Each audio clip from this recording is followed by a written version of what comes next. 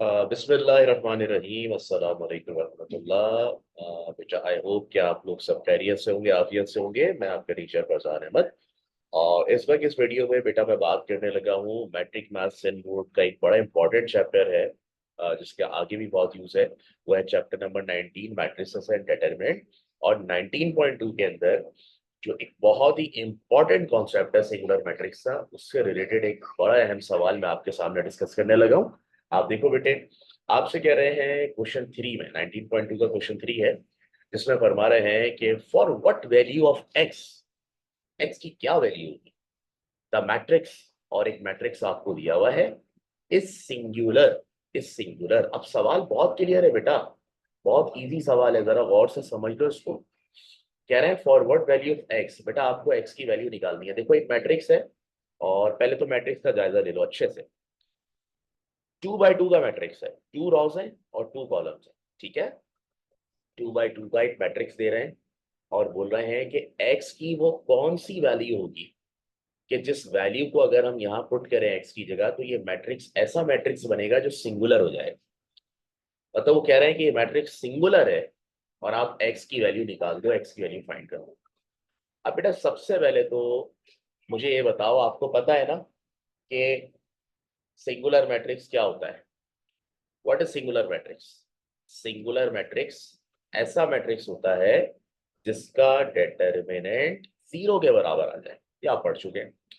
तो भाई अगर हम इस मैट्रिक्स को, या एग्जामिनर इस मैट्रिक्स को सिंगुलर मैट्रिक्स कह रहा है, तो इसका मतलब है इसका डिटरमिनेंट जीरो के बराबर होगा।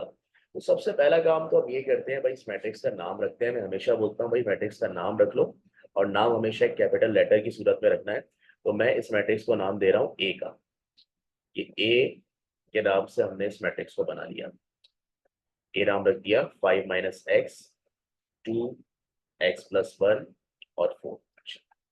अब ये हमने लिखा हुआ है इसको मैट्रिक्स की शक्ल में ना, लेकिन क्योंकि अब यहाँ पे सिंगुलर मैट्रिक्स का जिक्र हुआ है, और सिंगुलर मैट्रिक्स वो होता है जिसका डिटरमिनेंट जीरो के बराबर हो। मतलब सिंगुलर मैट्रिक्स का ताल्लुक डिटरमिनेंट से है।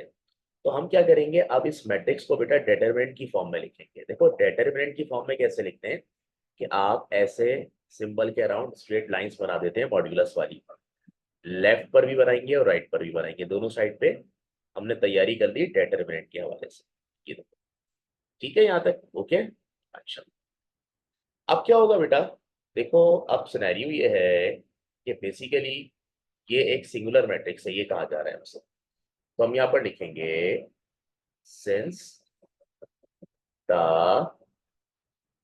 Given matrix x is singular. अब भाई हमसे ये कहा जा रहा है कि ये मैट्रिक्स सिंगुलर है। तो अगर ये मैट्रिक्स सिंगुलर है, तो सिंगुलर मैट्रिक्स का डिटरमिनेंट जीरो के बराबर होता है ना। तो हम क्या करेंगे, हम बोलेंगे कि ए का डिटरमिनेंट किसके बराबर, जीरो के बराबर।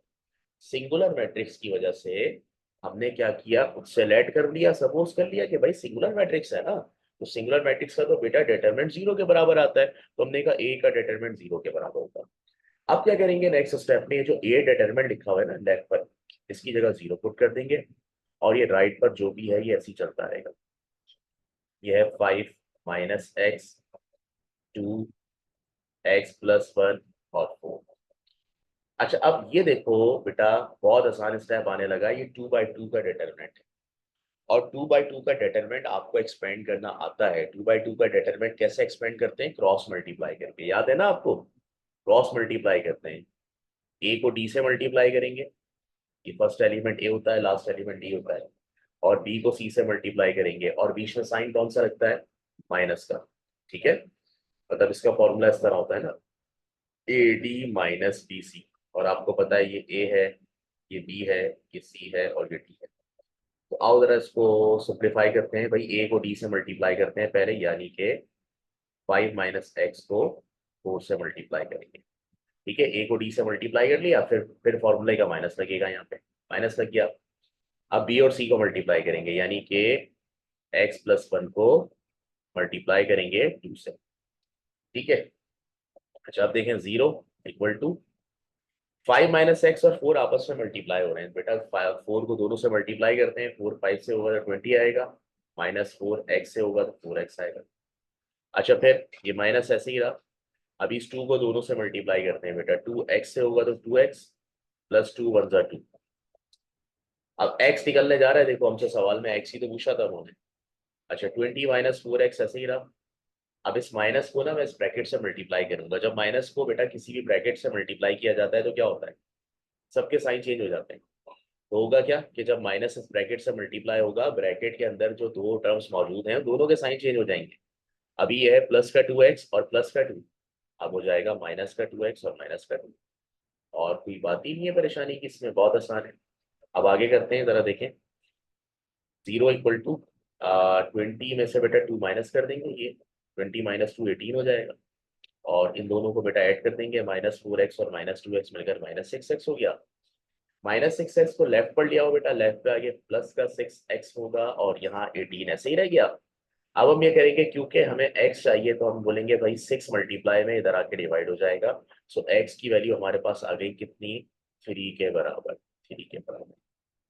ठीक है, तो ये तरीका है बेटा, अगर कभी भी आपसे सवाल में बोला जाए कि भाई एक मैट्रिक्स सिंगुलर है या ऐसी कौन सी वैल्यू होगी जिस पर ये मैट्रिक्स सिंगुलर हो जाए, तो आपने सिंपल सा काम करना है, उस मैट्रिक्स को डिटरमिनेंट की फॉर्म में लिखकर डिटरमिनेंट 0 के बराबर लेना है और डिटरमिनेंट की फॉर्म में इसको रिप्रेजेंट करके सॉल्व करके आपके पास x की वैल्यू आ जाएगी। ठीक है, आई होप ये समझ में आया होगा आपको, और अगर कोई भी कंफ्यूजन हो, डाउट हो, तो आप कमेंट्स में सवाल पूछ सकते हैं। ठीक है, thank you so much, Allah Hafiz.